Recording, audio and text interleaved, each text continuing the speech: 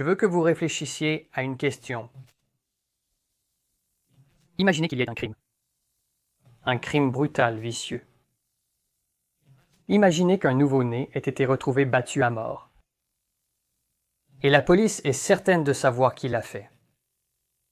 Mais il manque de preuves pour arrêter et condamner cette personne. Juste quelques témoignages oculaires peu fiables qui ne tiendront pas devant le tribunal. La police est-elle justifiée de contourner les règles pour arrêter et condamner cette personne? Si vous avez répondu oui, alors vous avez fait une erreur.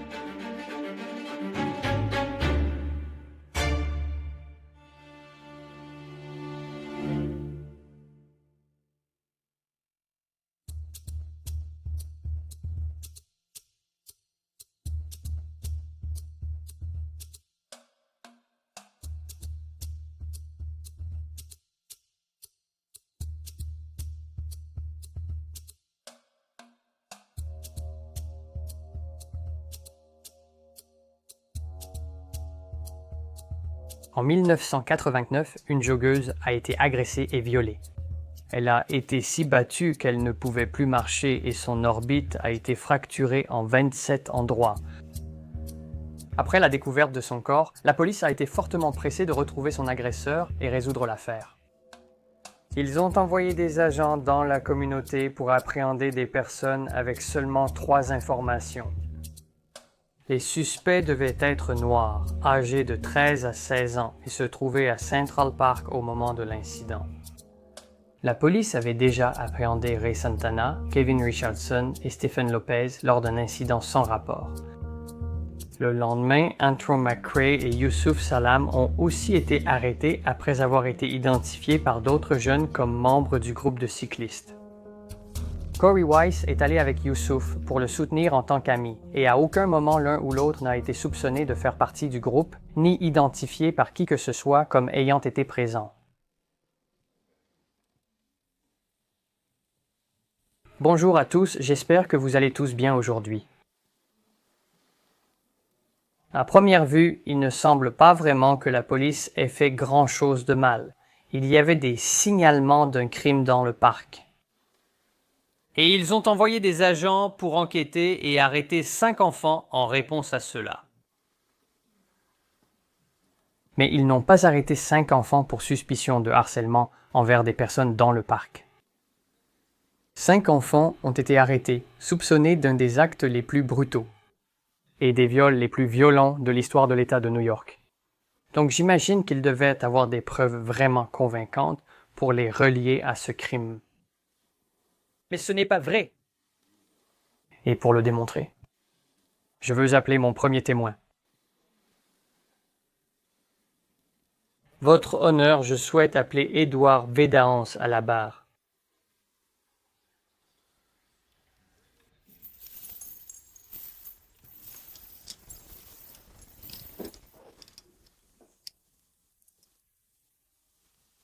Bonjour. Comment vous sentez-vous aujourd'hui?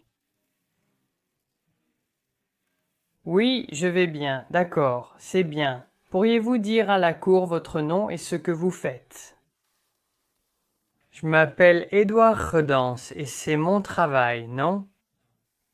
Ma responsabilité d'être le corps d'information disponible que toute personne ou institution peut utiliser pour établir la véracité de n'importe quelle chose. Donc, serait-il juste de dire que c'est grâce à vous que nous déterminons ce qui est vrai ou faux? Oui, on peut dire ça. Si vous étiez présent, cela signifie donc que l'événement ou la chose a réellement eu lieu ou existé, n'est-ce pas? Et si vous n'êtes pas là, eh bien peut-être que cet événement n'a pas eu lieu ou que cette chose n'a jamais existé en premier lieu. ou, au minimum, nous ne pouvons pas affirmer de façon définitive que cela s'est produit ou que cela a existé. Est-ce une représentation juste, monsieur Edans? Appelez-moi Ed, et oui, c'est assez exact. Ed? D'accord, Ed. Étiez-vous à Central Park dans la nuit du 19 avril 1989? Je ne peux pas répondre à cela. Pourquoi cela? Ce n'est pas assez précis. Techniquement, je suis dans tout. Tu peux me trouver partout. Donc ta question doit vraiment être reformulée pour se rapporter à quelque chose de précis. D'accord, je m'excuse. Laissez-moi clarifier la question. Étiez-vous dans le parc la nuit du 19 avril 1989 lorsque ces 5 enfants ont violé et agressé cette pauvre femme? Non, je n'y étais pas, mais vous deviez y être. La police est sortie et a arrêté 5 enfants. En réponse à cela, il fallait être là. Sinon, comment aurait-il su quelles 5 personnes arrêtées? Ou même qu'il y avait 5 personnes? Je ne sais pas quoi vous dire. J'étais là dans le parc cette nuit-là, autour de ces enfants, mais pas en lien avec ce crime. Non, quand ils insultèrent des gens dans le parc, j'étais là, beaucoup de gens l'ont vu. Beaucoup de gens l'ont signalé. Pas une seule personne n'a vu ces enfants commettre ce viol. Je vois. Donc vous n'avez pas fourni à la police d'informations reliant ces 5 enfants à ce crime. C'est exact. Est-ce que la police vous a déjà contacté pour obtenir une description de l'agresseur? Ils ne m'ont jamais approché pour quoi que ce soit en rapport avec une description d'un agresseur. Juste pour que le tribunal soit absolument clair là-dessus, Ed, vous dites qu'à aucun moment personne n'a donné de description d'un agresseur à la police. C'est exact.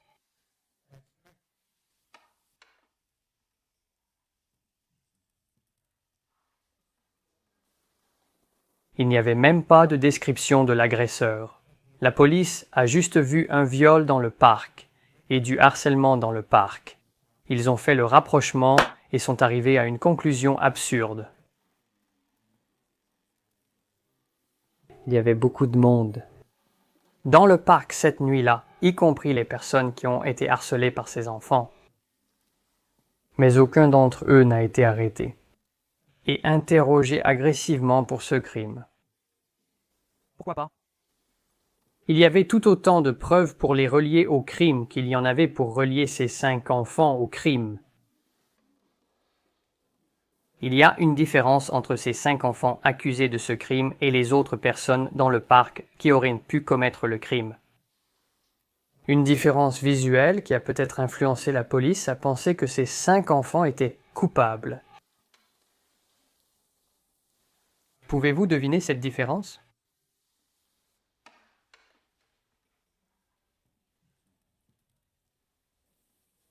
Et je sais, certains membres du jury pensent peut-être actuellement, eh bien, ils ont été surpris en train de harceler des gens dans le parc. Le harcèlement est un crime, personne ne le conteste. Donc, s'ils sont prêts à enfreindre la loi sur ce point, eh bien peut-être qu'ils ont commis ce crime. Mais le viol et le harcèlement sont 2 crimes très différents. Commis par 2 types de criminels très différents, avec 2 conséquences très différentes. Si vous voyez une personne voler une pomme, supposeriez-vous automatiquement qu'elle pourrait être capable de monter une escroquerie internationale de type Ponzi? Non, je ne pense pas qu'une personne raisonnable penserait cela.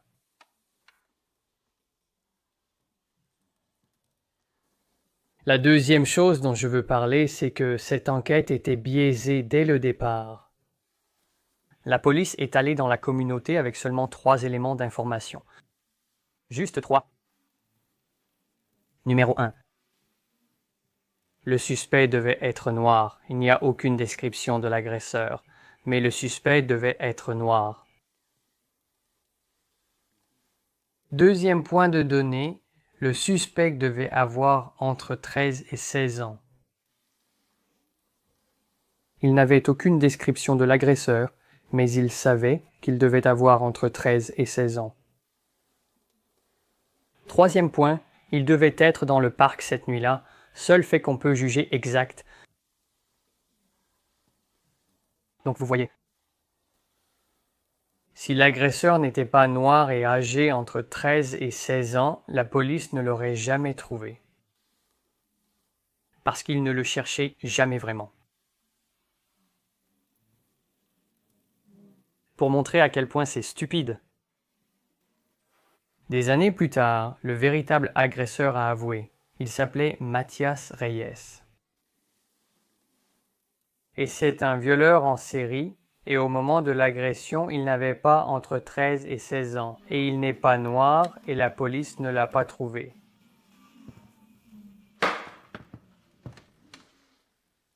La toute première étape du processus pour résoudre ce crime était erronée. Je pense que c'est évident.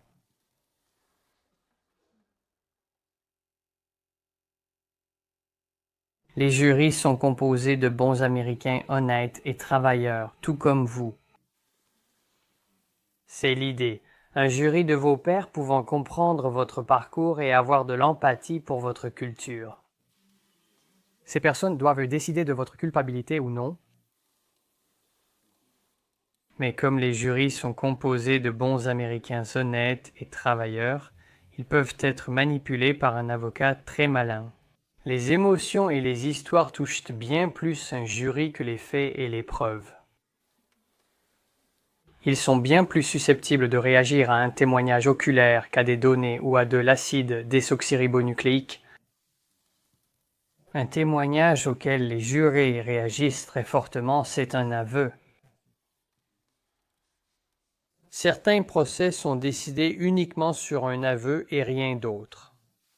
En 2019, un chercheur nommé Jeremy Shifton a décidé d'analyser comment les jurys sont influencés par les méthodes utilisées pour obtenir un aveu. Il voulait voir si la manière dont un aveu est obtenu influence la perception de sa validité par le jury. Ce qu'il a découvert, c'est que les jurys sont en grande partie insensibles à la manière dont un aveu est obtenu.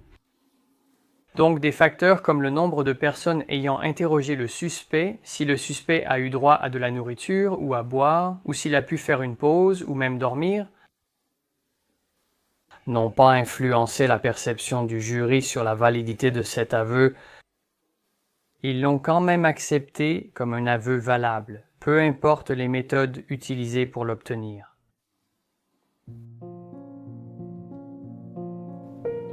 Pendant leur détention, la police a interrogé des mineurs sans la présence de leurs tuteurs légaux ni d'un avocat, violant ainsi leurs droits du 14e amendement. Ils ont été physiquement agressés par la police, privés de nourriture et d'eau, menacés verbalement et poussés à avouer leur culpabilité en leur disant qu'ils pourraient rentrer chez eux s'ils avouaient simplement. Après avoir été maltraités, ils ont rencontré un policier conciliant qui leur posait des questions suggestives et affirmait qu'ils n'auraient pas de problème s'ils impliquaient un autre garçon dans le crime. Hormis Corey Weiss et Youssouf Salam, les autres garçons ne s'étaient jamais rencontrés. Les policiers ont ensuite rédigé des déclarations et ont contraint les mineurs, sans représentation légale, à les signer. Se rendant compte que cela ne suffisait probablement pas, ils ont également forcé les mineurs sans représentation légale à faire une confession filmée dans laquelle ils s'accusaient mutuellement et recevaient une chronologie des événements qu'ils devaient répéter pour pouvoir partir. Je ne devrais même pas avoir à souligner à quel point il est éthiquement problématique d'interroger des enfants sans la présence d'un parent, d'un tuteur légal ou d'un avocat. C'est truffé de problèmes. L'une des choses que la police doit faire, c'est de s'assurer que la personne qu'elle interroge comprend ses droits.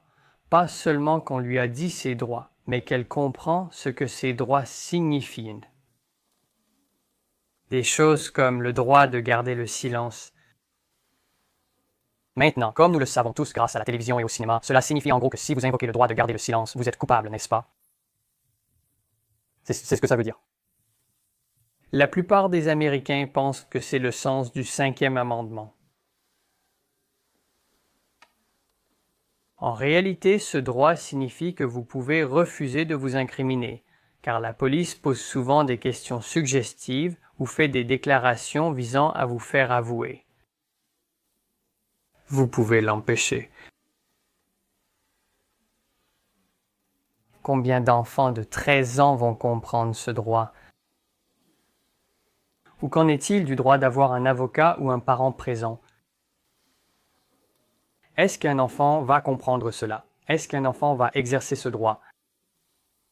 Est-ce qu'un enfant de 13 ans, effrayé, qui a été arrêté au commissariat, si on lui propose de faire venir un parent au poste, va-t-il dire oui?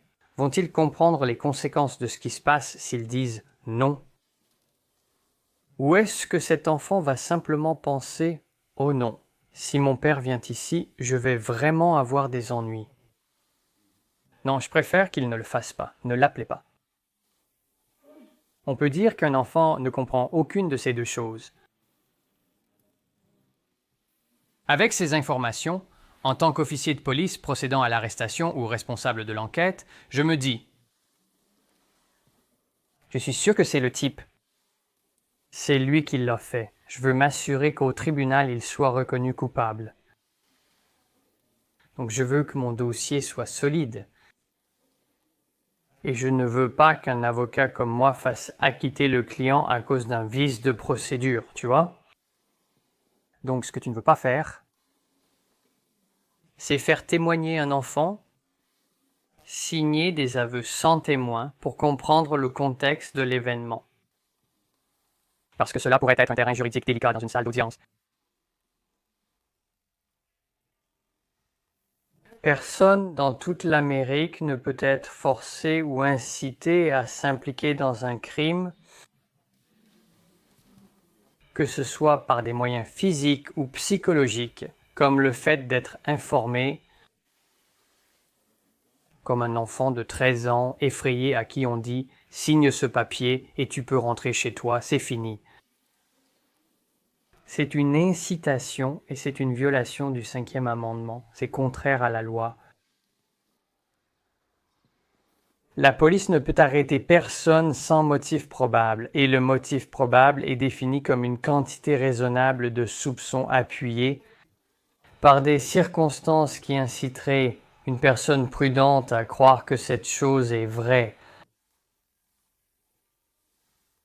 C'est une violation du 4e amendement qui protège contre les fouilles et saisies illégales. Et ça, c'est aussi contraire à la loi.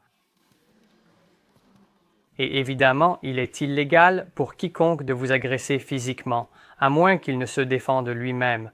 Donc, vous voyez, chaque information obtenue pendant cette période d'interrogatoire a été obtenue illégalement, et elle n'aurait jamais dû être admise devant un tribunal.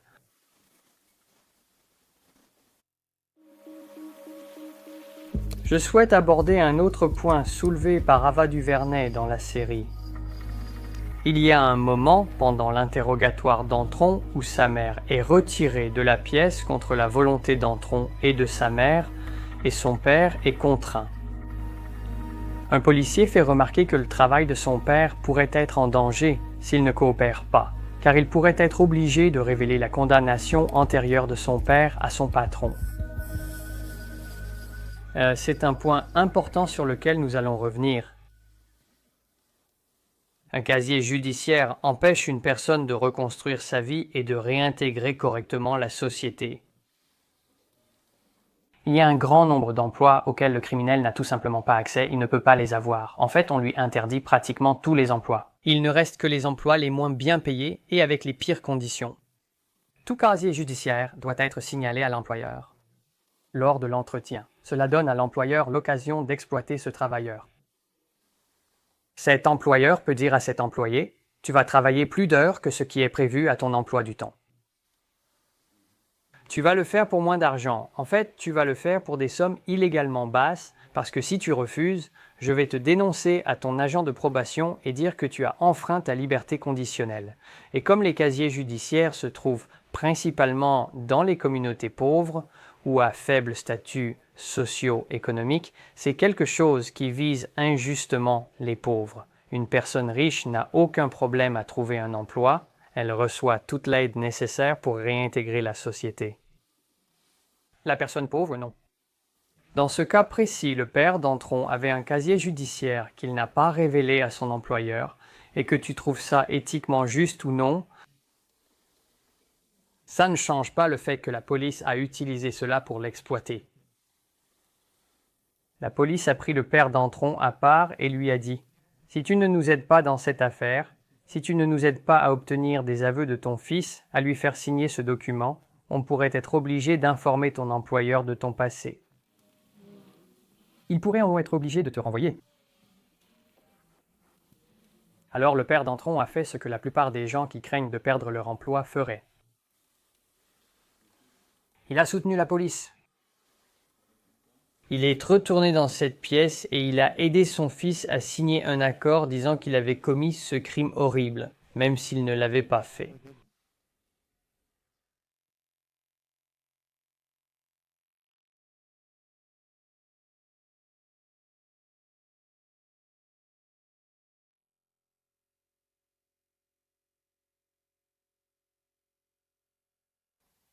La défense rappelle, Monsieur Ed Vidance, votre honneur. Bienvenue à nouveau, Ed. Étiez-vous présent à Central Park cette nuit-là de quelque manière que ce soit? Je l'étais. Pouvez-vous décrire comment un échantillon d'acide désoxyribonucléique a été laissé? À l'intérieur d'une chaussette juste à côté de la scène du crime. Et cet acide désoxyribonucléique correspondait-il à l'un des 5 enfants arrêtés pour ce crime? Non, ce n'était pas le cas. À ce jour, le Registre national des exonérations indique que 2755 personnes ont purgé une peine pour un crime non commis, puis ont été innocentées par des preuves acides désoxyribonucléiques. Dans 14% des cas, les personnes ont été condamnées uniquement sur la base d'aveux, sans preuve matérielle. Cela signifie qu'environ 30 Américains sont allés en prison pour un crime qu'ils n'avaient pas commis, uniquement sur la base d'un faux aveu qui n'était pas vrai. Le premier cas de faux aveu a eu lieu en Angleterre en 1666. Petite leçon d'histoire. Et c'était un homme nommé Robert Hubert. Il a été arrêté, jugé et condamné pour le crime d'avoir déclenché le grand incendie de Londres. Et Robert Hubert a maintenu sa culpabilité jusqu'à ce qu'il soit pendu à la potence. Le seul problème, c'est qu'il ne l'a pas fait. Comment le sait-on? Il n'était même pas dans le pays quand l'incendie a débuté.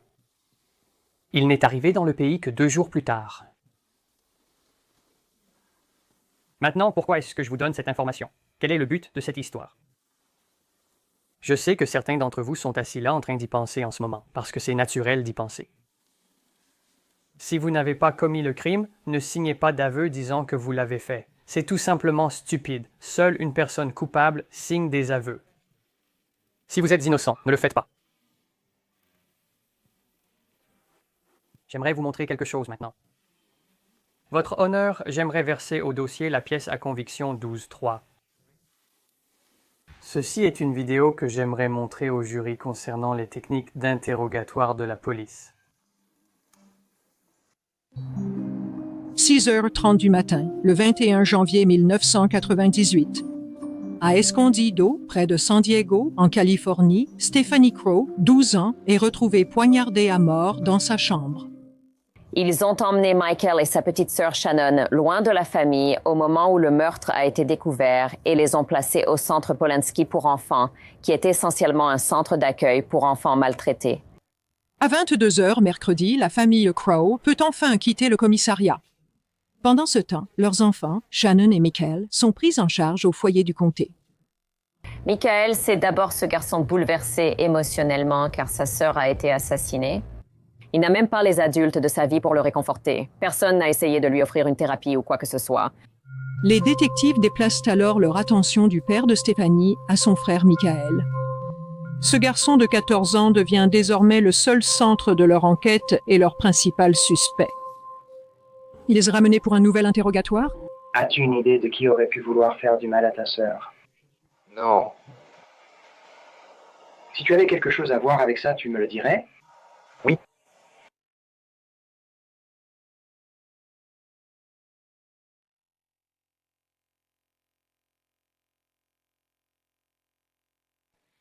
Qu'en as-tu pensé? Quelles étaient tes pensées pendant tout cela? Je ne sais pas, nerveux. Nerveux? D'accord, reprenons. Qu'est-ce qui te stressait? Je ne sais pas ce que ça pourrait être faux. D'accord, de quelle manière? Que ça pourrait dire que j'ai tué Stéphanie. D'accord, mais pourquoi ça dirait ça? Je ne sais pas, parce que tout le monde me traite comme ça. Et je peux comprendre ce que tu ressens, d'accord? Je veux dire, tu as 14 ans et tu as traversé beaucoup de choses, d'accord? Mais cet instrument ne te connaît pas, non? Non, La science est de notre côté, d'accord? La technologie est avec nous. D'accord? Je veux dire, tu comprends ça? D'accord. C'est normal de ressentir cela. je ne sais vraiment pas. Je ne sais pas pourquoi ça dirait ça. Je te jure sur Dieu que je ne sais pas. On ne peut pas la ramener.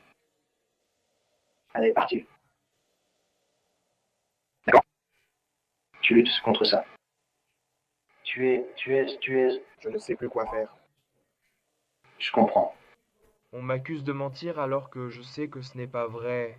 Michael, je ne dis pas ça. Tu m'as entendu dire ça? Et s'ils reviennent et te disent, Michael, nous avons tes cheveux, ils la disent, Michael, nous avons tes cheveux dans sa main. Et tout d'un coup, tu fais... Et maintenant, je veux dire, qu'est-ce que tu vas faire à ce moment-là? Je veux dire, À ce moment-là, je ferai une véritable crise. De ne pas le savoir parce que je ne sais pas. hypothétiquement.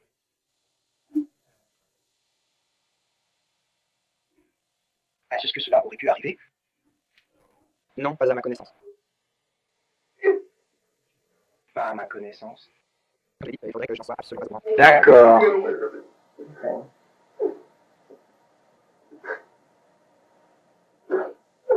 As-tu déjà eu une perte de connaissance? Non, jamais. D'accord, je te crois, je te crois. Si je savais qu'il l'a fait, alors tu le saurais. Tout le monde le saurait maintenant. D'accord, pourquoi?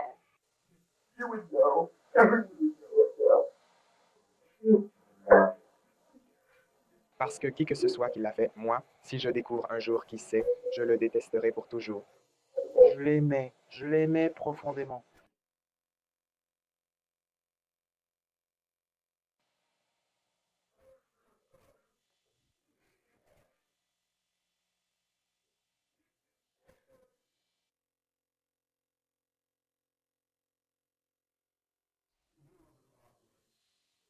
Tu te souviens, Cyril, il y avait beaucoup de sang. C'est très difficile, c'est très difficile. Tu dois rester avec moi, Michael. C'est très difficile pour la personne qui l'a fait. Ne pas avoir de sang sur soi. Oui, D'accord. Et ne pas déplacer ce sang ailleurs dans la maison. oui, Nous avons déjà trouvé du sang dans votre chambre. Dieu. Michael Crow, le garçon de 14 ans dans cette vidéo, n'a pas tué sa sœur. Mais il a signé des aveux disant qu'il l'avait fait. Pourquoi? Il a été interrogé pendant des périodes de 8 à 10 heures d'affilée sans pause. Il n'a pas eu d'avocat et on lui a dit que le sang de sa sœur avait été retrouvé dans sa chambre et sur ses vêtements et que cette preuve acide désoxyribonucléique le liant au meurtre allait l'enterrer. Et donc il devait signer des aveux et peut-être que le juge serait un peu plus clément avec lui au moment de la sentence. Mais tout cela était un mensonge. Il n'y avait aucune preuve acide désoxyribonucléique, la police n'avait rien. En fait, la seule chose qui a condamné Michael, c'était ses aveux. D'accord, Edouard, j'ai juste 2 autres questions. Pourriez-vous dire à tout le monde dans cette salle aujourd'hui pourquoi vous portez une combinaison orange? Parce que j'ai été enfermé. Et pourquoi? Parce que si j'avais été là au procès, j'aurais prouvé que le dossier du procureur était factuellement incorrect. Alors ils m'ont enfermé pour s'assurer que je ne puisse pas être là. Objection. Sur quel fondement? Votre honneur. Monsieur Verdens est actuellement soumis à une ordonnance de bâillon judiciaire et ne peut pas divulguer d'informations concernant cette affaire. Objection retenue. Ce que dit la partie adverse est correct. Monsieur Verdens, il vous est désormais interdit de fournir tout autre témoignage dans cette affaire. Tout manquement à cette instruction pourra entraîner des poursuites judiciaires supplémentaires. C'est compris? Sérieusement? Je suis littéralement la preuve dans cette affaire. Je veux dire, allez. Sûrement, personne ne va juger cette affaire et ignorer complètement la preuve, non? J'aimerais également soumettre pièce à conviction 12-4 votre honneur. Voici Wes Myers, lui aussi. A signé des aveux pour dire qu'il était coupable d'avoir tué sa petite amie. Comme Michael, il a été interrogé pendant 8 à 10 heures sans pause, sans la présence d'un avocat. Comme Michael, on lui a menti. On lui a dit qu'il y avait des preuves acides désoxyribonucléiques qui prouveraient sans aucun doute qu'il était coupable de ce crime. Et que la seule issue était de signer des aveux pour qu'il obtienne une peine plus légère. Comme Michael, il n'y avait rien, aucune preuve du tout. La seule chose qui l'a condamné, c'était sa propre confession. Ce qui est particulièrement tordu ici, c'est que lorsque les tribunaux ont annulé la décision et lui ont accordé un nouveau procès, il n'y avait aucune preuve réelle contre lui. Le procureur a décidé de le rejuger en utilisant exactement la même confession qu'il avait faite la dernière fois, en sachant très bien qu'un nouveau jury allait quand même trouver cette confession originale suffisamment convaincante pour le déclarer coupable, même s'il n'y avait aucune autre preuve matérielle de quelque nature que ce soit. Myers a dû accepter de plaider coupable à un homicide volontaire pour obtenir une peine équivalente au temps purgé et éviter d'être condamné à nouveau pour la même chose, avec la même confession extorquée utilisée précédemment. Aux États-Unis, il est parfaitement légal pour chaque service de police du pays de vous mentir pendant un interrogatoire. Dans le cas de Michael, ils ont dit qu'ils avaient des preuves acides désoxyribonucléiques qu'ils n'avaient pas. Cela, combiné au fait que les peines de prison sont beaucoup plus sévères pour les personnes qui plaident non coupables, conduit à de nombreux faux aveux, car la police convainc tout le monde que leur dossier est sans espoir en mentant sur des preuves qui n'existent pas. Ils disent aux suspects que la meilleure option pour eux est de plaider coupable et d'obtenir ainsi une peine moins lourde que s'ils plaident non coupable. Vos options sont de plaider non coupable et de faire confiance à un système qui envoie de nombreux innocents en prison, ou de plaider coupable et de n'obtenir que 10% de ce que vous auriez eu si vous aviez plaidé non coupable. Ceci est une forme de coercition et nous ne devrions pas la proposer aux gens. Peine réduite contre un plaidoyer de culpabilité. Dans quelle mesure un plaidoyer est-il vraiment volontaire si on propose un échange direct? Mais nous y reviendrons plus tard. Comme Michael Crow, les garçons de l'affaire Central Park furent privés d'avocats, trompés à plusieurs reprises, réprimandés, privés d'eau, de nourriture, de pause, puis interrogés, épuisés. On leur a dit que les autres garçons avaient déjà avoué et accusé celui qu'ils interrogeaient, et que la meilleure façon de s'innocenter était de dire la vérité sur le coupable. Chacun a signé le document, pensant éviter la punition en accusant les autres. En 2004, la psychologue Elizabeth Loftus a mené des recherches sur la suggestibilité de la mémoire. Elle a interrogé des personnes ayant visité Disneyland enfant et leur a demandé de regarder une publicité. La publicité mentionnait qu'une personne rencontrerait Bugs Bunny et lui serrerait la main à la fin de la journée. Les sujets ont ensuite été invités à raconter leur propre expérience à Disney lorsqu'ils étaient enfants et 16% d'entre eux se souvenaient vivement d'avoir rencontré Bugs Bunny, certains ajoutant avoir fait un câlin ou touché son oreille. Plus une personne était exposée à la fausse publicité, plus elle était susceptible de se souvenir de cette rencontre. Le problème, c'est que c'est impossible. Bugs Bunny, personnage de Warner Bros., n'aurait jamais pu apparaître à Disneyland. Le simple fait de lire la publicité avait créé un faux souvenir dans l'esprit de 16% des participants. Même lorsqu'on leur a dit plus tard qu'il était impossible d'avoir rencontré Bugs à Disney World, ils étaient toujours certains que cela leur était arrivé. Cette étude a montré que la mémoire était malléable et qu'on pouvait y implanter de faux souvenirs. Intimidés et forcés d'avouer des crimes non commis, les garçons ont été libérés sous caution payée par leurs parents. Sauf Ray, dont le père n'a pas pu payer, il est donc resté en prison. Caution est une chose assez étrange, et c'est clairement un énorme désavantage pour les pauvres. Les personnes riches peuvent littéralement s'acheter une sortie de prison simplement parce qu'elles ont de l'argent. Ce n'est ni une question de culpabilité ni de morale, seulement d'argent. Pour revenir à la citation d'Adam Smith, il est clair qu'à l'époque, la police était vue comme un moyen de protéger les riches des pauvres. La caution prend beaucoup plus de sens. Les garçons ont tous engagé des avocats et se sont préparés pour le procès. La police avait analysé l'acide désoxyribonucléique d'une chaussette contenant du sperme retrouvé sur les lieux de l'agression.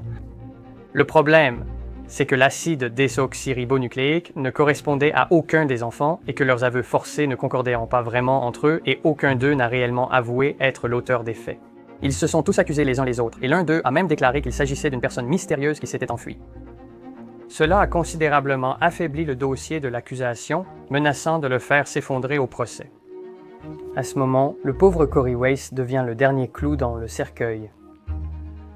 Après l'avoir interrogé et frappé, d'après Corey et Youssef qui a entendu les coups, ils lui ont présenté un récit comme aux autres garçons. Ils ont rédigé une déclaration qu'il ne pouvait même pas bien lire à cause de ses faibles compétences en lecture.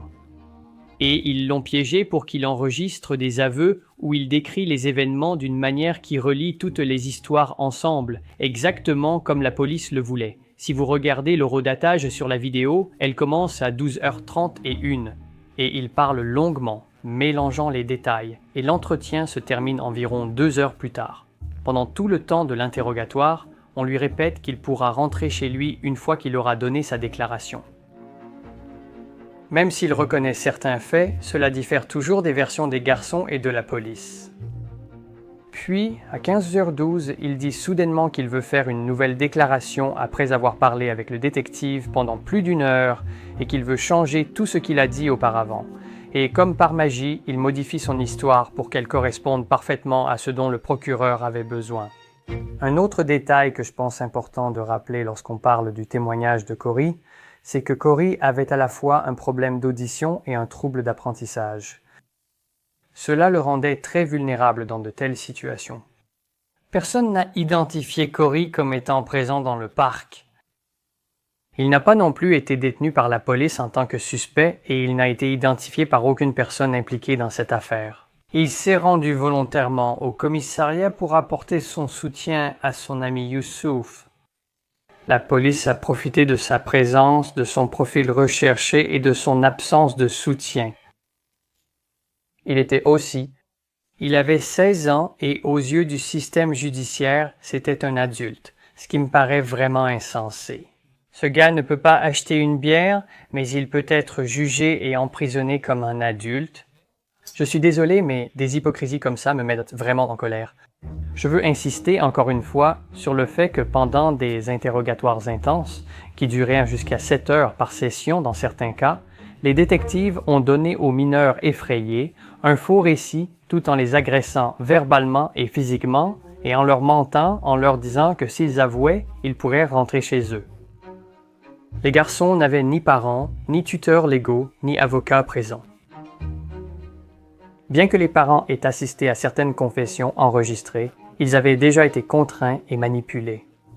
La dernière chose que je veux mentionner ici, c'est que la police a révélé les noms de tous les suspects impliqués dans l'affaire lors d'une conférence de presse, au cours de laquelle elle a dressé un portrait des garçons comme étant sauvages, agressifs et terrorisant au hasard les passants. À ce moment précis de l'histoire, la politique du New York Police Department était de ne pas divulguer les noms des mineurs impliqués dans des affaires criminelles. Pour une raison inconnue, le New York Police Department n'a pas suivi cette procédure dans cette affaire. Après la publication de leurs noms dans un communiqué, l'opinion publique s'est vite retournée contre les garçons et Donald Trump, futur président des États-Unis, a demandé à la télévision la peine de mort pour ses enfants. Il a également publié des annonces pleines pages dans les 4 plus grands journaux de New York pour dire la même chose. Qu'on juge qu'il ait eu raison ou tort de demander l'exécution d'enfants, j'ai trouvé cela déplorable. Son intervention a influencé et influence toujours les gens. Ce type d'opinion diffusée par les médias influence immédiatement la perception des jurés avant qu'ils n'aient vu aucune preuve.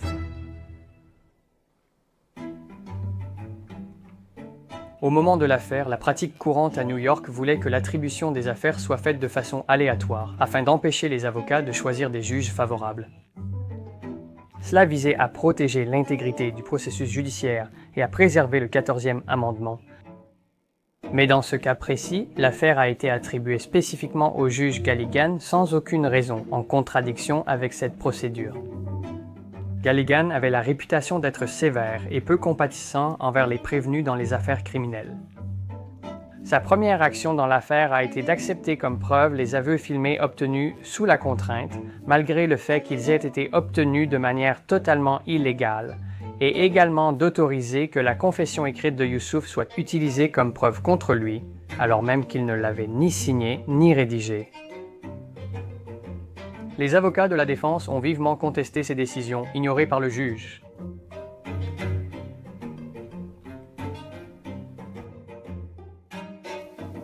À la suite directe de la divulgation par la police des noms des mineurs impliqués dans l'affaire, les journaux ont publié des articles non fondés et ont qualifié les enfants de monstres, réclamant des punitions très sévères avant même qu'ils n'aient mis les pieds au tribunal. Le New York Times a publié un article invitant les gens à ne pas utiliser un langage aussi incendiaire et à se demander pourquoi des jeunes aussi équilibrés et des garçons heureux venant de foyers stables, sans antécédents judiciaires, auraient soudain commis un crime violent. Il ne correspondait pas au profil de l'agresseur. La réaction très négative a été en partie alimentée par des interviews télévisées et des publicités de Donald Trump, alors figure populaire à New York. Suite à cette agression à Central Park, vous avez dépensé beaucoup pour publier des annonces qui semblaient, Donald, pour le lecteur occasionnel, perspicace, tel un justicier. Reprenons le dessus. Eh bien, je veux dire, je ne vois rien de perspicace. Je suis fermement en faveur de la peine de mort.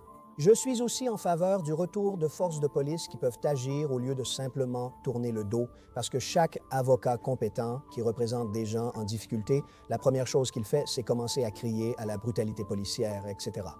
En fait, l'autre jour, une femme m'a mis un micro sous le nez venant d'une des grandes chaînes et elle m'a demandé « Mais n'avez-vous pas de la compassion pour ces jeunes hommes qui ont violé, frappé, agressé et tout le reste, cette femme merveilleuse ?»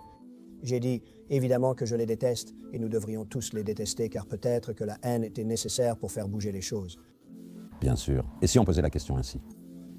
L'identité du coupable reste inconnue et le tribunal tranchera. Aviez-vous des préjugés envers les personnes arrêtées? Non, je ne porte aucun préjugé, pas dans ce cas précis. Je dis que s'ils sont reconnus coupables et que la femme meurt, ce que je n'espère pas, ils devraient être exécutés. Je crois que la peine de mort devrait exister et que beaucoup partagent cet avis. L'influence des célébrités sur l'opinion publique n'est ni nouvelle ni inconnue. Il y a une très bonne raison pour laquelle les entreprises paient des millions de dollars chaque année pour engager une célébrité comme visage de leur campagne et pourquoi cette célébrité est renvoyée si elle fait quelque chose de stupide qui ternit son image. Ça marche. Ça a toujours marché. Ça marchera toujours à cause de la façon dont nos petits cerveaux fragiles accordent de l'importance à la validation sociale. Donc, quand une personnalité publique comme Donald Trump passe à la télévision et dit ce qu'il a dit, cela transforme des centaines de milliers de jurés potentiels du district de New York en personnes fortement biaisées, prêtes à rendre un verdict de culpabilité. Je sais que Donald Trump a dit qu'à l'époque, il réagissait simplement sur le moment à un crime très violent, comme tout le monde l'a fait. Mais je trouve assez curieux qu'il ait réagi aussi fortement à cette affaire et qu'il ait dépensé 80 000 $ de sa propre poche pour mener une campagne publique visant à faire exécuter des enfants.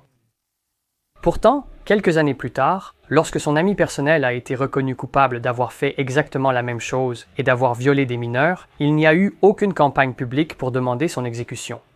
Au Royaume-Uni, il existe des lois qui empêchent les gens de parler de certains aspects des affaires criminelles avant que l'affaire ne soit résolue. L'objectif est de préserver l'intégrité de l'affaire et du système, et de s'assurer qu'aucun des jurés qui participent au procès ne soit biaisé avant même d'y arriver. C'est encore assez imparfait, mais c'est une amélioration. Yusuf Salaam a déclaré des années plus tard, lors d'une interview avec The Guardian, qu'il pensait que la campagne très publique de Trump avait contribué à convaincre les citoyens ordinaires de leur culpabilité. On peut dire qu'il avait raison, étant donné qu'ils étaient totalement innocents du crime et qu'ils ont quand même été reconnus coupables.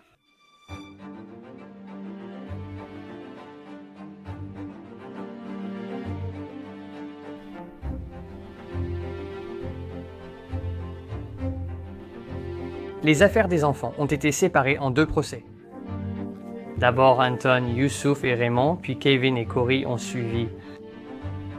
Le premier procès comptait un jury représentatif, 4 blancs, 4 noirs, 3 hispaniques et un asiatique. Les 3 garçons ont été acquittés de tentative de meurtre mais condamnés pour agression et viol sur la joggeuse. Condamnés à 5 à 10 ans dans des centres de rééducation pour jeunes. Le deuxième procès a duré 2 mois. La procureure Elizabeth Lederer a présenté les aveux filmés obtenus illégalement et sous la contrainte. Elle a aussi exposé son analyse des fibres supposées de la victime, retrouvées dans les sous-vêtements d'un des garçons. La victime a témoigné dans les 2 affaires sans pouvoir identifier formellement un des garçons comme agresseur. L'un des avocats de la défense a tenté de remettre en question son caractère en insinuant qu'elle était trop active sexuellement, ce qui, selon moi, était une énorme erreur et moralement répréhensible à tout point de vue. Ils ont également présenté un échantillon de sperme trouvé sur les lieux qui, selon eux, s'est révélé non concluant lors des analyses. Richardson a été reconnu coupable de tentative de meurtre. Weiss a été acquitté. Tous 2 ont été condamnés pour viol et agression. Corey, adulte légal, a écopé de 5 à 15 ans en prison de haute sécurité, tandis que Richardson a été placé en centre de rééducation pour jeunes. L'un des plus grands problèmes pour le procureur était que les témoignages des garçons ne concordaient pas comme ils auraient dû, et qu'ils devaient être racontés dans un ordre précis pour que cela ait du sens. C'est ce qui a poussé le procureur à séparer les garçons en 2 groupes distincts et à les juger séparément. Il voulait introduire certains éléments à des moments précis pour contrôler le récit et faire croire que le dossier était plus solide qu'en réalité. Cela rendait le second procès bien plus facile à gagner si le premier aboutissait à une condamnation. Les aveux servaient également de preuve contre les garçons, même si chacun de ces aveux était irrecevable au tribunal du fait qu'ils avaient été obtenus illégalement. Leurs témoignages et aveux étaient donc irrecevables au tribunal. Alors pourquoi diable ce juge a-t-il autorisé des preuves obtenues illégalement et contraires à la Constitution à être présentées au tribunal? Ensuite, il y a les preuves matérielles. Les jurés ont ensuite déclaré avoir surtout basé leur verdict sur ces preuves. Le problème, c'est que les preuves matérielles n'étaient pas là. Le procureur et la police l'ont entièrement fabriqué. Il n'y avait aucun échantillon de sperme qui correspondait à l'un des garçons. En fait, l'échantillon de sperme dont ils disaient que le résultat était non concluant n'était pas du tout non concluant. Il a exclu tous les garçons comme suspects. Le procureur a caché cela au juré, car l'affaire aurait été impossible à prouver s'il l'avait révélé au tribunal. Le procureur a aussi utilisé l'analyse capillaire pour relier un garçon à la scène du crime et à la victime. Le problème avec cela, c'est qu'il s'agissait encore d'un domaine en développement à l'époque de cette affaire et qu'il n'avait vraiment été utilisé qu'à partir des années 70. De nombreux partisans de l'analyse des cheveux déclarant par écrit qu'on ne pouvait pas s'y fier entièrement dans une affaire à cause du caractère imprévisible des résultats. En 1984, le FBI a déclaré qu'il était impossible d'identifier une personne à partir d'un échantillon d'analyse de cheveux et que cela ne devait pas être utilisé pour construire une affaire, mais seulement pour appuyer une affaire déjà établie. En 2002, une étude des analyses réalisées entre 1996 et 2000 périodes d'amélioration des tests a révélé que 11% des cas étaient mal appariés. Donc, que Lederer s'appuie sur cette preuve, que même ses propres experts affirment ne pas pouvoir utiliser de manière concluante, est assez choquant. Surtout quand on considère que l'analyse ultérieure a confirmé que ces sous-vêtements et ceux de Richardson ne provenaient pas de la victime. Toutes les preuves matérielles de cette affaire ont été fabriquées et déformées, et aucune d'entre elles, pas une seule, n'a identifié l'un des garçons comme l'agresseur. Une scène marquante du film montre les avocats proposant aux garçons de plaider coupable pour éviter de plus lourdes peines. Les enfants refusent de plaider coupable, convaincus de leur innocence et d'être reconnus innocents. Ayant refusé de plaider coupable, ils écopent de la peine la plus sévère du juge. J'ai un gros problème avec ce concept, car il encourage des personnes qui ne sont pas coupables d'un crime à plaider coupable. Ceux qui plaident coupable n'ont aucun droit d'appel. Pourquoi? Cette option doit rester à cause des nombreuses confessions et témoignages forcés obtenus sous pression. Je dirais que proposer des peines réduites aux personnes qui plaident coupables est en soi une forme de coercition. Que des innocents le fassent confirme ce point. Pour revenir un peu en arrière et parler de pourquoi des gens plaident coupables alors qu'ils sont innocents, imaginez la situation. Vous avez été accusé d'un crime. La police et tout le monde autour de vous vous disent qu'ils ont retrouvé votre acide désoxyribonucléique sur les lieux du crime et qu'ils peuvent vous relier à la victime. Vous pensez peut-être que tout cela, c'est des conneries?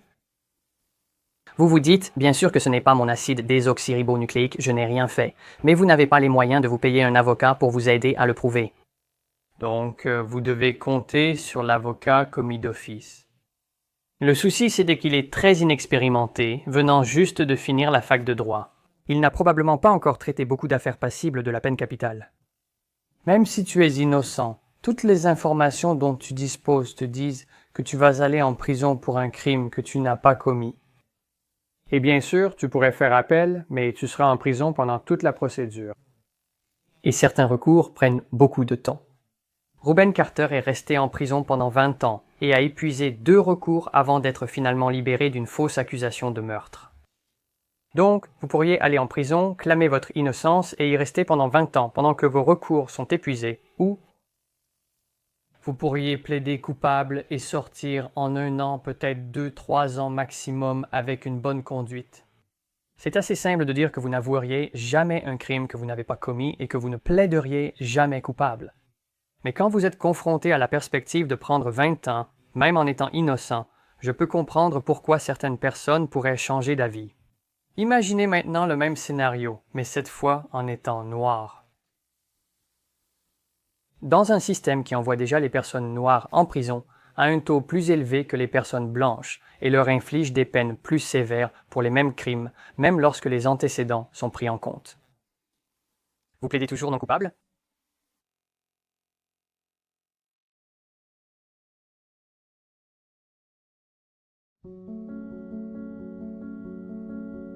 Les conditions dans les centres pour mineurs n'étaient sans doute pas idéales, mais je veux surtout me concentrer sur le temps de Corey. Corey avait 16 ans, à peine majeur pour conduire et avoir des relations sexuelles. Trop jeune pour parier sur le football, acheter une bière, sortir en boîte ou même acheter un paquet de cigarettes. Il ne devrait pas être en prison avec d'autres hommes. Vous pouvez dire ce que vous voulez, mais je n'accepterai jamais qu'une personne qui n'a pas tous ses droits légaux d'adulte, parce qu'il n'a pas l'âge requis, puisse être considéré comme un adulte. Il n'aurait jamais dû être jugé en tant qu'adulte, surtout qu'il était partiellement sourd et avait un trouble de l'apprentissage. Pendant que Corey, un garçon de 16 ans, était dans une prison pour adultes avec d'autres délinquants violents, il a été battu si violemment et si souvent qu'il a demandé à rester en isolement pendant la majeure partie de son temps en prison. Il a été la dernière personne à quitter la prison. Il a été libéré en 2002 après avoir passé 12 ans en prison pour un crime qu'il n'avait pas commis. Corey s'est vu offrir la liberté conditionnelle à plusieurs reprises, mais chaque fois, il a été refusé parce qu'il ne voulait pas avouer le crime, car il ne l'avait pas commis. Il a purgé plus de temps parce qu'il était honnête. Aucun système ne devrait encourager cela. En 2001, un violeur en série nommé Mathias Reyes a avoué l'agression et le viol de la joggeuse. Reyes, violeur déjà connu et recherché par la police lors de l'attaque, n'a pourtant jamais été proposé comme suspect. Un violeur en série condamné et en fuite se trouvait dans la région de New York au moment où un viol brutal a eu lieu, et personne n'a jamais pensé qu'il pourrait être l'auteur du crime. Il avait aussi agressé quelqu'un dans la même zone de Central Park 2 jours plus tôt, ce qui expliquait pourquoi la police le cherchait. Les gens parlent souvent des motivations de Reyes pour avoir fait cela, se demandant pourquoi il aurait simplement donné cette information par pure bonté de cœur, alors qu'il est clairement une personne à la moralité très douteuse. Ce qui est juste, Reyes a déclaré que sa rencontre avec Corey Weiss en prison lui a fait réaliser que Weiss purgeait 10 ans pour un crime qu'il n'avait pas commis, ce qui l'a poussé à se manifester. D'autres pensent que Reyes cherchait un meilleur traitement en prison et voit sa confession avec scepticisme. Mais même en doutant de ces raisons, l'acide désoxyribonucléique de Reyes correspondait à 100% à l'échantillon trouvé sur la scène du crime. Peu importe ses motivations pour s'être manifesté, il était définitivement l'agresseur, et les autres garçons ne l'étaient certainement pas.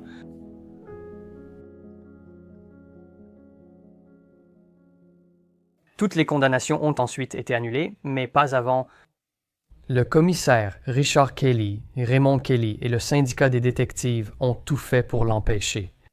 La plupart avaient déjà purgé leur peine à ce moment-là. Il n'y avait plus que Corey Weiss encore incarcéré. Tous les dossiers ont été effacés, Corey Weiss libéré et ils ont été retirés du registre des délinquants sexuels de New York.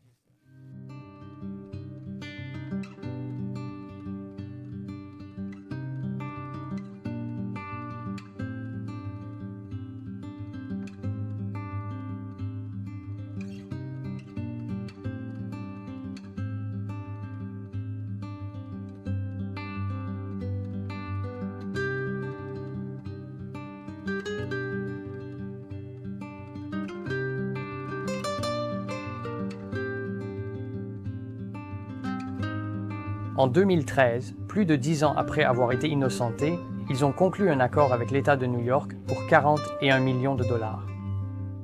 Après le règlement, certains ont douté des nouveaux éléments du dossier, affirmant qu'ils y croyaient. Reyes a avoué, mais il n'a pas agi seul et il faisait simplement partie du groupe de garçons qui a commis l'acte. L'ex-détective Edward Conlon a indiqué en interview que les garçons ont fait plusieurs aveux après leur garde à vue. 2 médecins ayant soigné la joggeuse ont estimé que ses blessures ne correspondaient pas à l'hypothèse que Reyes ait agi seul. C'est l'une des déclarations les plus ridicules que j'ai entendues. La médecine légale peut révéler beaucoup de choses, mais elle ne peut pas vous dire combien de personnes étaient présentes lors de l'événement. Elle peut nous dire avec une grande précision quelles blessures se sont produites et comment elles se sont produites, mais elle ne peut pas nous dire qui était là, ni combien de personnes il y avait. C'est juste complètement absurde. Un sentiment partagé par l'examinateur de l'État de New York et un médecin légiste qui a participé à l'affaire en 1990. Les gens devraient aussi garder à l'esprit qu'aucun témoin oculaire, pas une seule preuve matérielle, n'a lié un seul des garçons à la scène du crime ou à la victime. Puis en 2014, Donald Trump a décidé d'intervenir à nouveau en réaffirmant son affirmation initiale et en déclarant, malgré une quantité écrasante de preuves du contraire, que les garçons étaient coupables et que ces jeunes hommes n'avaient pas exactement un passé d'ange, alors qu'au moment de leur arrestation, aucun d'eux n'avait de casier judiciaire et qu'ils avaient en réalité un passé irréprochable. Maintenant, si vous êtes assis là à penser, eh bien ce n'est pas si grave. 41 millions de dollars, c'est pas mal. Réfléchissez bien. Accepteriez-vous de passer un 5e de votre vie en prison, exposé à la violence, aux abus quotidiens, probablement au viol, d'être étiqueté délinquant sexuel, discriminé à l'emploi à votre sortie, si vous sortez, et que tout le pays vous considère comme un violeur, pour 41 millions de dollars?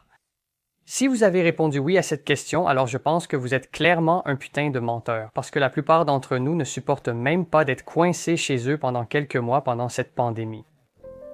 Après leur libération, presque tous les garçons devenus adultes ont peiné à trouver du travail.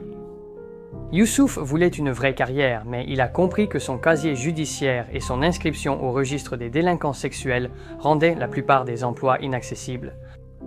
La même chose est arrivée aux autres.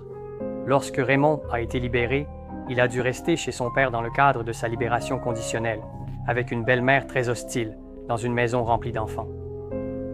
Il a passé des entretiens, mais on le refusait toujours. En conséquence, il a commencé à vendre du crack et a été de nouveau arrêté. Je pense qu'il est important de souligner qu'il a essayé de rentrer dans le droit chemin, mais qu'il n'y avait aucune option. Je veux dire, qu'est-ce que tu vas faire quand tu passes des entretiens d'embauche, mais que tout le monde te dit non? Il y a des gens qui diront qu'il n'était qu'un criminel et que c'est pour ça qu'il est retourné à cette vie quand les choses sont devenues difficiles. Mais avec son indemnité, il n'a pas cherché à devenir un plus gros dealer de crack. Il est devenu un homme d'affaires légitime, et il l'est toujours aujourd'hui. L'une des choses que j'aime dans leur regard, c'est la façon dont Ava DuVernay met en lumière les problèmes du système. De la phase initiale d'arrestation jusqu'à la réintégration dans la société. Je veux jeter un œil à certains des différents systèmes à travers le monde que nous pouvons utiliser pour essayer de résoudre certains des problèmes que DuVernay met en avant dans le film.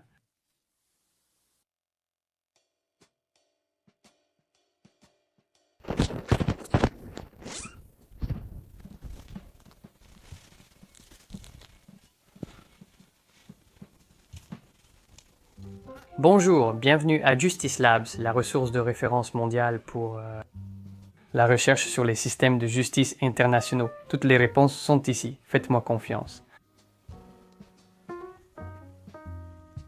Je suis un homme de science.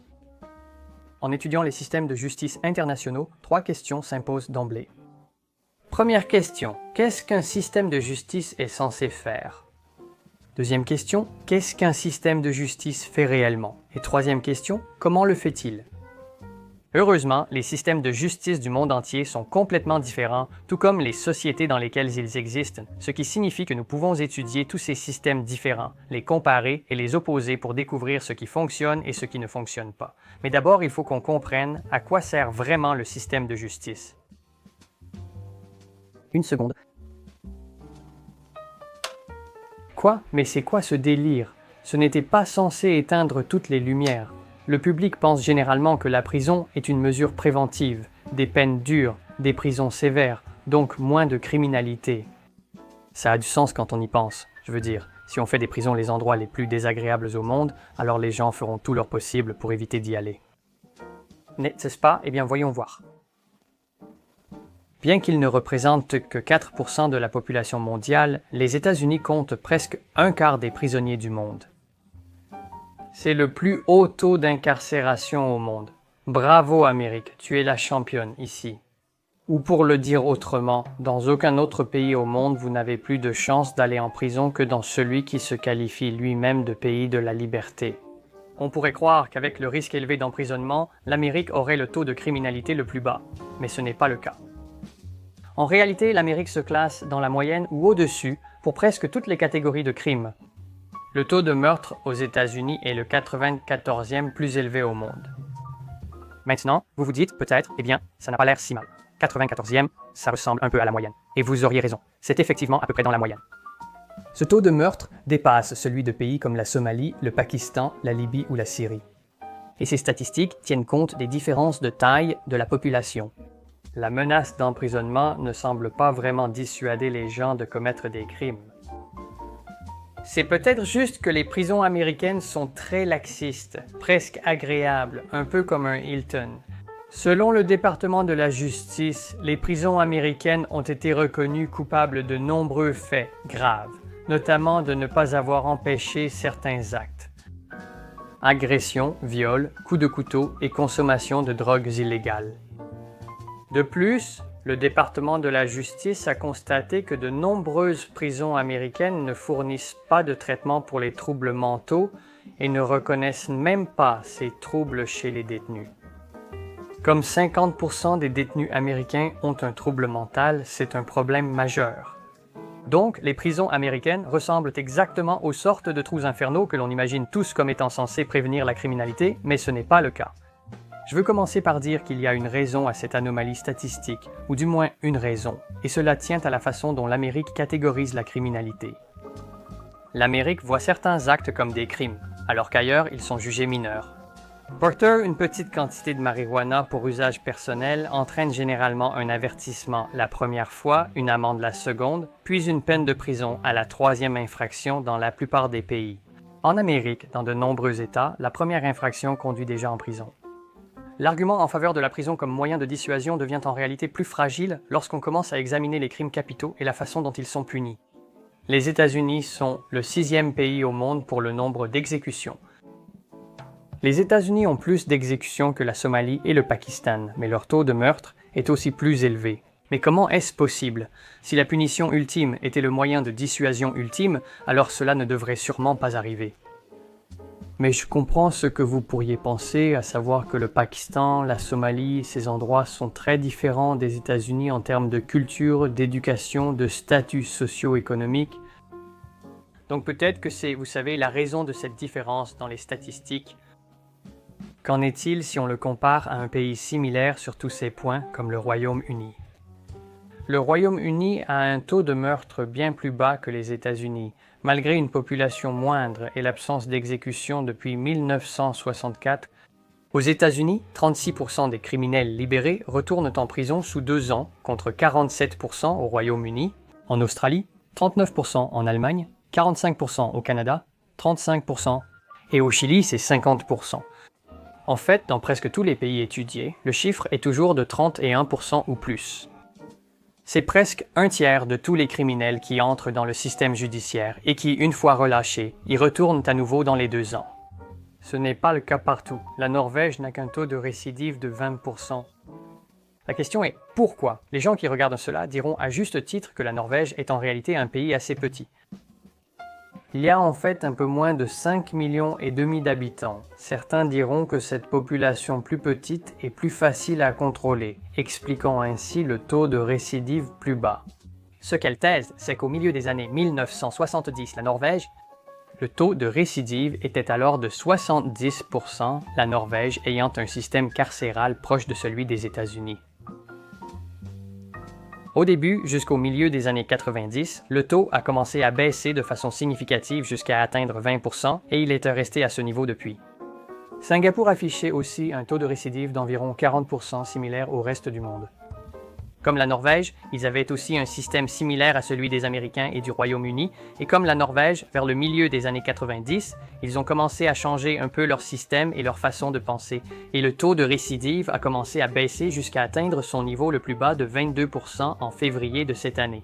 Vous pourriez penser que ces pays, très différents des États-Unis par leur taille, culture, statut socio-économique et éducation, expliquent la grande différence avec les États-Unis. Que se passe-t-il avec un exemple plus représentatif? Y a-t-il des lieux aux États-Unis qui font pareil et obtiennent les mêmes résultats? Oui. Le Michigan, aux États-Unis, a changé son système il y a 10 ans, abandonnant l'ancien modèle punitif. Ils ont aussi observé une baisse de la récidive, désormais à 27%, soit le taux le plus bas des États-Unis.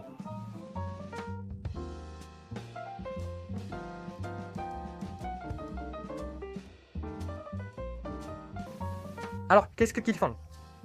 Eh bien, ils font des choses comme offrir de vrais programmes éducatifs aux détenus pour les aider à trouver un emploi une fois libérés.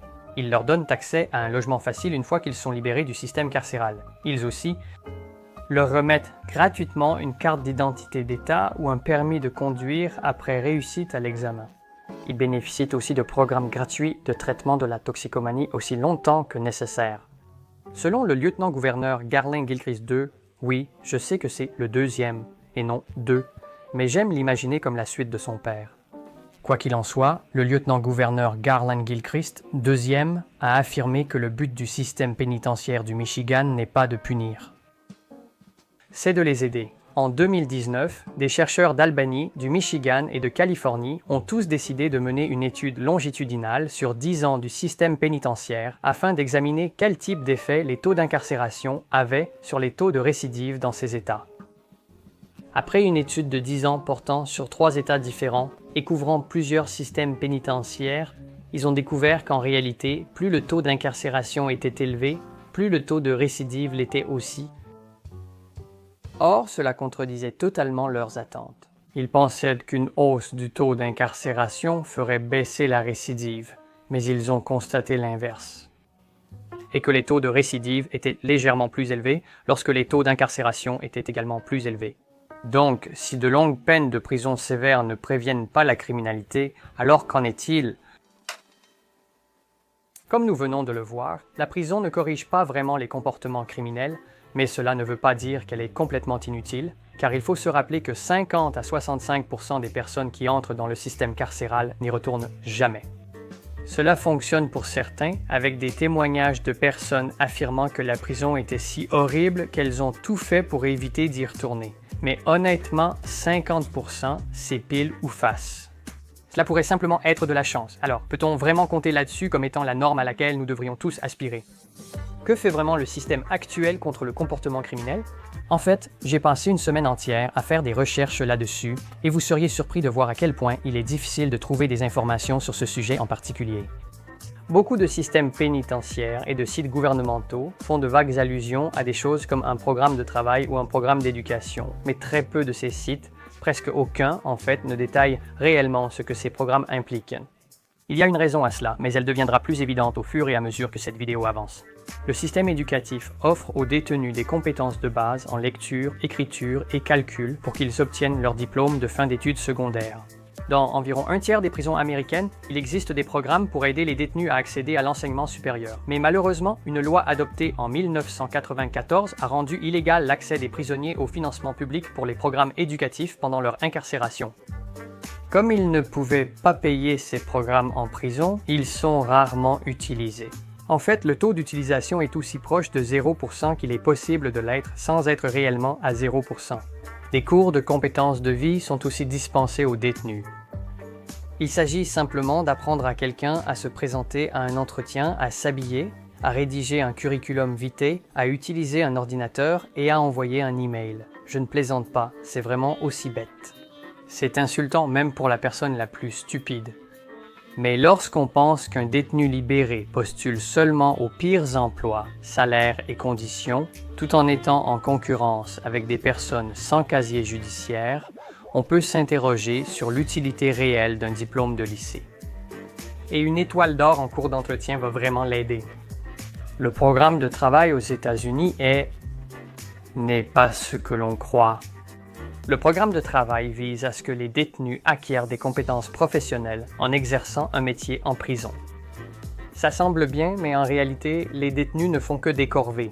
Ils déplacent des choses d'un endroit à l'autre, ils nettoient la prison, ils font la lessive, ou bien ils sont envoyés dans un véritable camp de travail pénitentiaire pour effectuer des travaux manuels. S'ils n'acquièrent aucune compétence de vie utile pour leur sortie de prison, pourquoi leur donner ces emplois?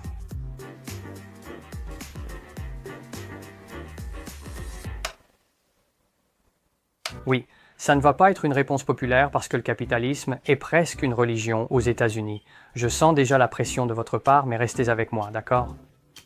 Que cela vous plaise ou non, le capitalisme alimente clairement le problème carcéral aux États-Unis, car les détenus servent de main-d'œuvre payée $1 par jour pour de grandes entreprises qui exploitent ce système afin d'accroître leurs profits, employant des prisonniers au lieu de citoyens américains travailleurs comme vous. C'est vrai, vos emplois ne vont ni aux immigrés illégaux, ni à l'étranger. Vos emplois sont confiés à des détenus pour $1 par jour, un tarif si bas que même les immigrés illégaux refuseraient. Quelle chance l'Américain moyen a-t-il face à cela? Parmi ces grandes entreprises figurent Microsoft, Victoria's Secret, Walmart, Nintendo, McDonald's, Coke Industries et Costco. Et ce n'est même pas toute la liste. Ce ne sont que les noms les plus frappants. La liste était bien plus longue.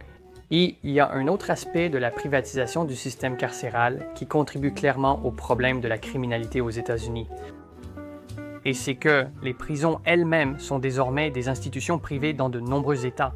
Ces institutions touchent beaucoup d'argent pour incarcérer et sécuriser des personnes. Plus ces prisons ont de détenus, plus elles gagnent d'argent. Il y a donc un véritable intérêt financier à avoir plus de prisonniers en prison. En 2006, 2 juges du comté de Luzerne ont été condamnés pour avoir accepté des pots de vin contre des peines sévères infligées à de jeunes délinquants en centre de détention, même lors d'une première infraction. Si le système de correction pour jeunes du comté de Luzerne n'avait pas été privatisé, l'intérêt financier n'aurait pas existé et cela ne serait jamais arrivé. Un système privatisé a également l'obligation de croître afin de générer plus d'argent. En fait, si vous demandez à n'importe quel homme d'affaires dans le monde quel est leur objectif pour l'année à venir, ils diront tous la même chose. La croissance, mon gars, c'est ça le but du profit. La croissance, il faut croître éternellement. Mais pour un système carcéral, cela signifie trouver constamment des gens à mettre en prison. Pendant les années 80, il y a eu 2 grands changements qui se sont produits, mais il est très difficile de déterminer lequel était la cause et lequel était l'effet. Donc, je veux juste que vous gardiez cela à l'esprit pendant que nous explorons cela. Ronald Reagan a lancé sa tristement célèbre guerre contre la drogue, faisant exploser les populations carcérales. Au même moment, une législation a été créée et adoptée pour établir la toute première prison privatisée des États-Unis. Ronald Reagan a-t-il lancé sa campagne agressive pour justifier la création de prisons privées? Ou bien les prisons privatisées ont-elles vu le jour pour accueillir tous les prisonniers supplémentaires qui allaient entrer dans le système? C'est difficile à démêler, mais ceci pourrait aider. Le plus ancien prestataire de prisons privées aux États-Unis est CoreCivic, anciennement Corrections Corporation of America. Elle a été fondée en 1983 par Thomas Beasley et Theodon Hutto. Thomas Beasley a présidé le Parti républicain du Tennessee. Theodon Hutto était le nouveau président de l'Association américaine de correction qui dirige le système carcéral américain en 1983. Un an plus tard, en 1984. Ronald Reagan lance sa guerre contre la drogue avec le Comprehensive Crime Control Act de 1984. Prison privée créée en 1983, la guerre contre la drogue lancée en 1984 a fait croître la population carcérale et offert de nombreux contrats lucratifs à ces entrepreneurs, devenus essentiels. Oui, c'est vraiment à se gratter la tête. Donc, si les prisons ne dissuadent pas tant que ça la criminalité, et qu'elles ne la corrigent pas vraiment non plus, alors pourquoi diable mettons des gens en prison? La réponse, c'est surtout la punition, ou pour utiliser le terme scientifique, la justice rétributive. Nous avons des prisons surtout pour donner au public le sentiment que justice est faite. Le public souhaite surtout voir les criminels privés de biens. Plus le crime est grave, plus le public souhaite voir le criminel privé de choses, car il l'a fait subir à autrui. Œil pour œil, ce genre de choses. On peut aussi avancer l'argument que les prisons et les centres de détention existent comme un moyen de retirer un individu violent du public et donc de réduire la possibilité que cet individu violent affecte quelqu'un d'autre. Mais cela ne fonctionne que si vous corrigez réellement ce comportement. Étant donné que c'est un pile ou face, il y a 50% de chances que tout ce que vous faites, c'est déplacer le problème d'un moment à un autre dans le futur. Ce n'est vraiment que ma propre conjecture ici, mais je pense vraiment qu'une partie de la raison, si ce n'est la principale raison pour laquelle les systèmes pénitentiaires sont toujours ce qu'ils sont, c'est en grande partie parce que les gens les considèrent comme une forme de vengeance légalisée. On dit souvent que les victimes et leurs familles ont besoin de voir le prisonnier puni pour ressentir clôture et justice. Mais dans quelle mesure est-ce vraiment vrai? Selon Robert Mueller dans Psychology Today, il a mené une étude au Minnesota pour examiner comment les familles se sentaient après que le criminel ait été puni. Dans ce cas, il s'agissait de la peine de mort pour des crimes capitaux. Il a découvert que seulement 2,5% des familles ressentaient une clôture après avoir assisté à l'exécution du criminel. Robert Mueller a aussi interrogé ces personnes avant, leur demandant comment elles pensaient se sentir après l'exécution du prisonnier. Presque toutes ces familles et victimes ont dit qu'elles allaient ressentir un sentiment de clôture, que justice serait rendue. Mais ensuite, lorsque la sentence a réellement été exécutée et que le prisonnier a été mis à mort, la plupart d'entre eux ont déclaré, en fait, 97,5% d'entre eux ont dit qu'ils se sentaient complètement vides et ambivalents. Peut-être faut-il repenser pourquoi nous appliquons cette punition, pourquoi les gens sont-ils en prison. Ouais, je sais que tu es un putain de rigolo parce qu'ils commettent des crimes. C'est un homme de science là. Je comprends. La réponse n'est pas simple. Pour savoir pourquoi les gens sont en prison, il faut d'abord répondre à une autre question. Pourquoi les gens commettent-ils des crimes?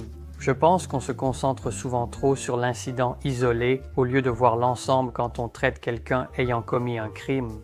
Vous voyez, on regarde ça et on se dit, une personne commet un crime, la personne va en prison. En réalité, la société devrait élargir sa vision pour voir tous les événements précédant le crime, et ainsi peut-être expliquer comment et pourquoi il a eu lieu. Parce que si nous ne cherchons pas à comprendre pourquoi un crime se produit, comment pourrions-nous empêcher que la même chose ne se reproduise? Le principal obstacle à la réduction de la criminalité et des victimes vient de nous. En fait, vous, moi, homme de science, j'ai les pieds sur terre. Mais cela dépend surtout de la société et de notre difficulté à accepter d'autres façons de gérer la criminalité et la punition. Il est difficile pour beaucoup d'imaginer de la compassion ou de l'empathie envers un criminel. Un criminel doit être puni. Un criminel doit être privé de luxe, doit être privé de liberté. Et pour certaines personnes, il faut aussi leur retirer leurs droits, après tout. N'est-ce pas ce qu'ils ont fait à leurs victimes? Cette façon de penser est séduisante et difficile à fuir. J'ai cru en la justice rétributive durant toute mon adolescence et la majeure partie de ma vingtaine. En vieillissant, mon esprit et ma mentalité ont évolué même avant mes recherches pour cette vidéo. Aujourd'hui, la punition ne m'inquiète plus. Je ne me soucie pas de la punition, ce qui m'importe est beaucoup plus simple et beaucoup plus facile à considérer. La réduction des victimes et des préjudices, c'est tout.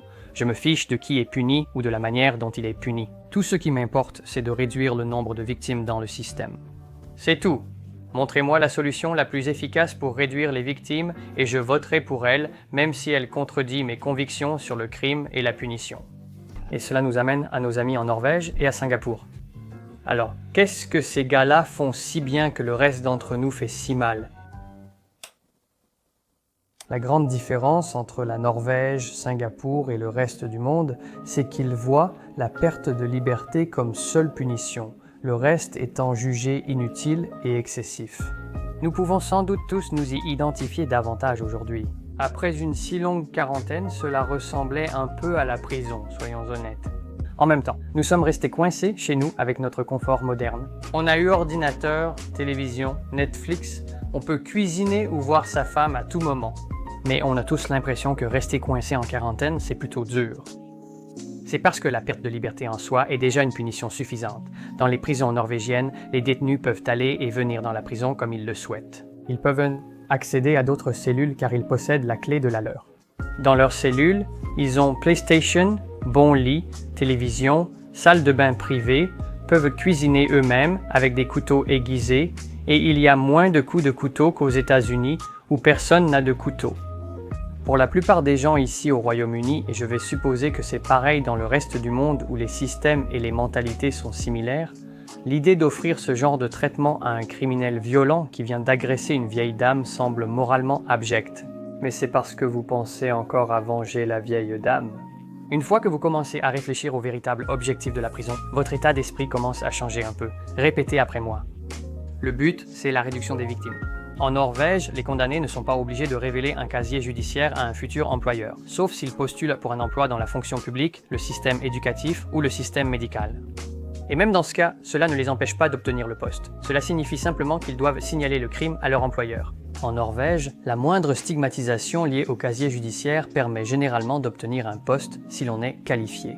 Toute l'idée derrière ce système est que vous ne devriez être jugé que sur votre aptitude au poste et non sur votre passé. En fait, toute la mentalité en Norvège n'est pas de punir les gens, mais de les aider à se réinsérer dans la société et à devenir un membre précieux et actif de cette société. Et quand on y pense, du point de vue du criminel, dans quelle société êtes-vous le plus susceptible de vous réintégrer? Celle qui vous a traité avec hostilité ou celle qui vous a aidé? Si nous apprenons à nous comporter en réponse aux stimuli de l'environnement qui nous entoure, alors considérez ceci. Quelle prison risque le plus de produire un récidiviste violent? La prison numéro 1, où il faut lutter pour des choses basiques comme des cigarettes ou du savon, où l'on risque chaque jour agression ou viol, où la peur et l'angoisse sont constantes, où les gardiens battent, humilient et méprisent, ou la prison numéro 2, semblable à un hôtel médiocre. Si vous avez choisi la prison numéro 1, vous êtes plus tordu que ceux qu'on y enferme. Aucune situation ne permet de rendre quelqu'un moins violent en le plaçant dans un environnement violent. Tu es complètement fou. À Singapour, ils vont même plus loin que ça et offrent un enseignement universitaire gratuit à chaque détenu dans chaque prison. L'idée est qu'avec un diplôme, tu es plus employable en sortant de prison et moins susceptible de récidiver. À Singapour, tu peux purger ta peine chez toi avec ta famille, pas forcément en prison. Il existe des restrictions strictes à respecter, mais en les suivant, tu peux purger ta peine chez toi et rester en contact avec la communauté, ta famille, tes amis et la société. Encore une fois, l'idée est que si tu restes connecté à la communauté et à la société, tu as moins de chances de récidiver contre elle. Le Danemark a récemment adopté la même approche axée sur la réhabilitation et a fait passer son taux de récidive de 40% à 27% en appliquant les techniques qui ont réussi en Norvège. J'ai lu une citation du directeur de la prison de Bastøy en Norvège et cela m'a tout de suite semblé logique. Il a dit « Si vous traitez les gens comme de la saleté, ils agiront ainsi. Si vous les traitez comme des êtres humains, ils se comporteront comme des êtres humains. N'est-ce pas logique ?» Seulement pour moi, je ne sais pas, je suis peut-être bizarre. Généralement, les criminels sont punis par la prison. Ils subissent ensuite à nouveau les conditions difficiles, la violence et l'isolement en prison. On les fait se sentir éloignés et détachés de l'humanité et de la société. Après leur sortie de prison, ils subissent encore une sanction car ils n'ont aucune perspective d'emploi et doivent postuler au pire poste, mal payé. Et parfois, les patrons qui embauchent ces anciens détenus abusent du système et les forcent à travailler pour des salaires illégalement bas, sous la menace de les dénoncer pour violation de leur liberté conditionnelle s'ils refusent. Avec le temps, ces anciens détenus, contraints de travailler pour des salaires illégaux insuffisants pour payer leurs factures, finissent endettés en tentant de régler leur maison, voiture ou autres biens. Cela suppose qu'ils puissent obtenir une ligne de crédit, ce qui est très difficile avec une condamnation pénale. Vous êtes rejeté et jugé par toutes les personnes de la société ordinaire et donc vous n'avez pas d'amis non plus. Finalement, vous êtes confronté à deux mauvais choix. Premier choix, continuez ainsi en espérant qu'une amélioration survienne comme par magie pour garder un toit. Deuxième choix, vous pouvez retourner à la vie criminelle où personne ne vous juge, où personne ne vous rejette, où il est assez facile de gagner de l'argent. Mais il y aura de nombreuses victimes. Je sais que cela peut paraître irréaliste, mais de nombreux témoignages d'anciens détenus rapportent qu'ils commencent un stage dans un nouvel emploi et découvrent qu'ils travailleront pour des salaires légalement très bas. Ils seront signalés pour violation de leur liberté conditionnelle s'ils ne le font pas. Je ne comprends pas ce que tu dis. On pourrait dire qu'il suffit de le signaler car c'est du chantage et c'est illégal. Qui croira ou s'occupera d'un condamné? Pour changer cela, il faut modifier ta vision du crime, de la punition et du système judiciaire, rejeter ce qu'on t'a appris et accepter une nouvelle approche. Ça devient un peu plus facile si tu te poses simplement une question toute simple. Est-ce que je veux que ce criminel fasse du mal à d'autres personnes ou pas? Si la réponse est non, il faudrait chercher la solution qui minimise cela et non rester avec ce qu'on connaît par habitude. Je te connais, oui toi, je te connais.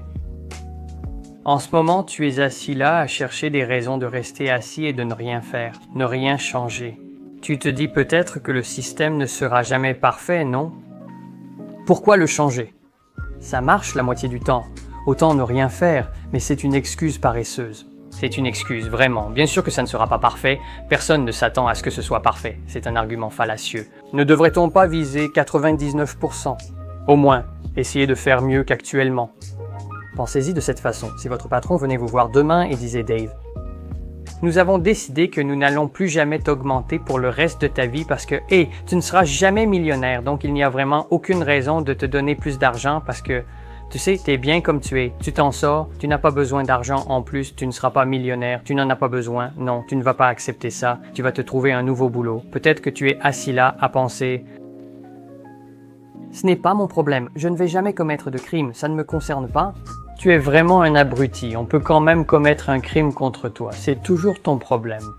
Et aussi, tu n'as pas écouté la première heure de cette vidéo où on a parlé de tous ces innocents qui vont en prison pour des crimes qu'ils n'ont même pas commis tout le temps.